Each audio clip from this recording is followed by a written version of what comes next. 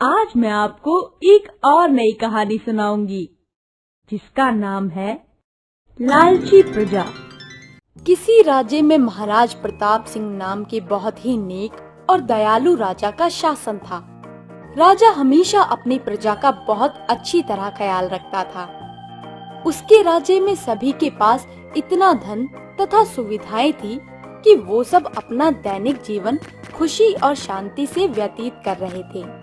एक दिन राजा और उनका मंत्री महल की छत पर खड़े होकर बात कर रहे होते हैं। मेरे राज्य में सब कुछ कितना अच्छा है, कोई भी गरीब नहीं है, सभी भली प्रकार अपना जीवन व्यतीत कर रहे हैं। महाराज, दूर से तो रेगिस्तान में भी पानी नजर आता है, लेकिन उसका भ्रम तो पास आकर ही पता चलता है। मुझे कुछ समझ नहीं आया, आखिर तुम बोलना क्या चाहते हो? वो मैं आपको बताने की जगह दिखाना पसंद करूंगा महाराज। इसके बाद मंत्री एक दरबारी के हाथ पूरे राज्य में एक संदेश भेज देता है कि सभी को अगली सुबह दरबार में प्रस्तुत होना है। सभी गांव वाले अचानक राजा के दरबार से आए इस संदेश को सुनकर बहुत परेशान हो जाते हैं। मुझे लगता है जरूर कोई बड़ी बात होगी। कभी महाराज ने सभी गांव वालों को एक साथ दरबार में बुलाया है।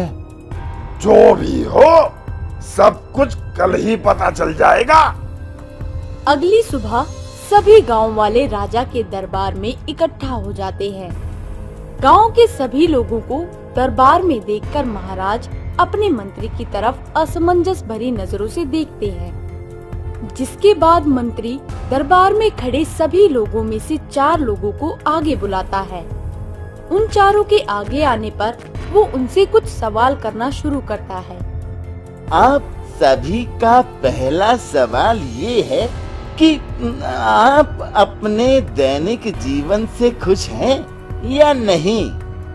जी मंत्री जी, मैं अपने दैनिक जीवन से बहुत खुश हूँ। दूसरा सवाल, क्या आप सभी के पास धन या दैनिक उपयोग की चीजों में किसी चीज की कमी है क्या? मुझे किसी भी चीज की कमी नहीं है। मेरे घर में तो सब कुछ भरपूर मात्रा में भरा हुआ है। जी, मेरे घर में तो 4 गायें और 12 मुर्गियां हैं। उनके होते हुए मुझे किसी चीज की कमी नहीं हो सकती। मेरा तो कारोबार ही बर्तनों का है, जो 12 महीने चलता है, इसलिए मुझे कभी किसी चीज की कमी नहीं होती। मैं तो गांव के सबसे अमीर लोगों की गिनती में आता हूँ। प्रजा के उत्तर सुनकर महाराज बहुत खुश होते हैं और सबको वापस जाने का आदेश दे देते हैं। सभी लोगों के वहाँ से जाने के बाद राजा मुस्कुराते हुए मंत्री की तरफ देखते हैं। अब तुम्हारा क्या कहना है? नहीं महाराज, मैं तो संतुष्ट नहीं हूँ, और अगर आप आदेश दें तो मैं कल फिर कुछ लोगों को महल में बुलाना चाहता हूँ, जिन्हें हम आपके खास बगीचे में भेजेंगे। नहीं, मैं उस बगीचे में किसी को भी जाने की अनुमति नहीं दूंगा। महाराज, आप गुस्सा ना हो, मैं बस आपको कुछ दिखाना चाहता हूँ, जिसके लिए मुझे उस खास बगीचे की जरूरत पड़ेगी। मंत्री की बात से राजी होकर महाराज महल के पीछे बनी झील को पार करके बनाया हुआ अपना खास बगीचा, जिसमें देश विदेश के फूल, फल और बहुत सुंदर सुंदर पेड़ होते हैं, वो सभी प्रजा के लिए खोल देते हैं। मंत्री जी, आपके ऊपर भरोसा करके मैं अपना ये खास बगीचा आम प्रजा के लिए खोल रहा हूँ। अगर कुछ भी गड़बड़ हुई तो उसका दंड आपको ही मिलेगा। जी महाराज, मुझे बिल्कुल मंजूर है। मंत्री गांव में खबर फैला देता है कि महाराज प्रताप सिंह एक दिन के लिए राज्य के कुछ गिने चुने लोगों को अपने खास बगीचे में प्रवेश करने की अनुमति दे रहे हैं। मंत्री की बात सुनकर पूरे गांव में हलचल मच जाती है। सभी राजा के खास बगीचे को देखने के लिए उत्सुक होते हैं, लेकिन मंत्री गिने चुने लोगों को अगली सुबह महल आने के लिए बोलता है। मंत्री के निमंत्रण से खुश होकर वो सभी लोग अगली सुबह बिना किसी देरी के महल पहुंच जाते हैं। आप सभी का स्वागत है। इसके बाद मंत्री सभी को एक थैला देता है और उन्हें बगीचे के अंदर ले जाता है। लोग बगीचे की खूबसूरती देखकर एकदम स्तब्ध रह जाते हैं। वाह, कितना सुंदर और आलीशान बगीचा है। आज के लिए आप सभी को ये छूट है कि आप इस बगीचे में से जो चाहे वो ले सकते हैं। मंत्री की बात सुनकर सभी बहुत खुश होते हैं और बगीचे से अलग अलग प्रकार के फल व फूल तोड़ने लगते हैं। शुरुआत में थैला भरकर फल तोड़ने के बाद बगीचे में कुछ आगे चलकर लोगों को चांदी व सोने के फल दिखते हैं, जिसे देखकर उनके मन में लालच आ जाता है। अरे वाह, सोने और चांदी के फल, इन्हें लेकर तो मैं बहुत अमीर हो जाऊंगा। इससे पहले कोई और इन्हें ले ले, मुझे ज्यादा से ज्यादा इनको इकट्ठे कर लेना चाहिए।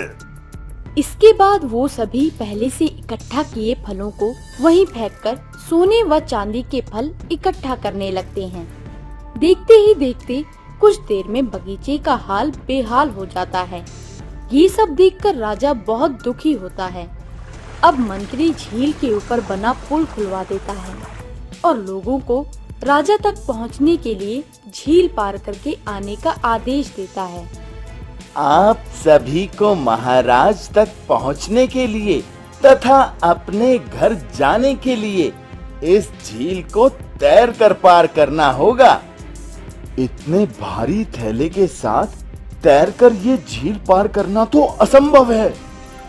ये सोने और चांदी के फल यहाँ नहीं छोड़ सकता, लेकिन इन्हें साथ लेकर तैर भी नहीं सकता। मैं क्या करूं? मुझे कुछ भी समझ नहीं आ रहा। जब तक बाकी लोग ये सब सोच रहे होते हैं, इतनी देर में एक आदमी अपना थैला वहीं फेंककर जल्दी से झील पार करके महाराज के पास पहुंच जाता है।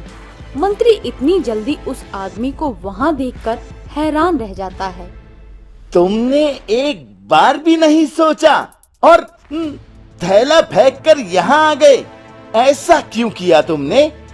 जनाब, मेरे थैले में सिर्फ फल थे, इसलिए मुझे कुछ सोचने की जरूरत नहीं थी। आदमी की बात से राजा बहुत खुश होते हैं। इसके बाद धीरे धीरे सभी लोग दुखी मन से अपने अपने बोरे बगीचे में छोड़कर झील पार करके महाराज के पास आ जाते हैं। आप सबका धन्यवाद। अब आप अपने अपने घर जा सकते हैं। सभी लोग बहुत हैरान होते हैं, लेकिन राजा के आगे कुछ बोलने की हिम्मत ना करते हुए सभी वहां से चले जाते हैं। लोगों के वहां से जाने के बाद मंत्री महाराज से बोलता है, महाराज, मैं आपको यही दिखाना चाहता था कि खुशी सिर्फ ज्यादा पाने में नहीं है, क्योंकि जितना ज्यादा हम पा लेते हैं उतनी ही तकलीफ हमें उसे खोने में होती है। इसलिए कभी ज्यादा पाने की इच्छा ना रखते हुए कम में भी खुश हो जाना चाहिए। अब राजा को ये बात समझ आ जाती है कि उनके राज्य में कोई गरीब नहीं है, लेकिन कोई अमीर भी नहीं है। दोस्तों, इस कहानी से हमें ये शिक्षा मिलती है कि हमें कभी भी ज्यादा लालच नहीं करना चाहिए। अगर आपको हमारे वीडियोस पसंद आ रहे हों तो इन्हें लाइक करें, चैनल सब्सक्राइब करें और हमारे कार्टून शो सबसे पहले देखने के लिए बेल आइकन दबाना ना भूलें।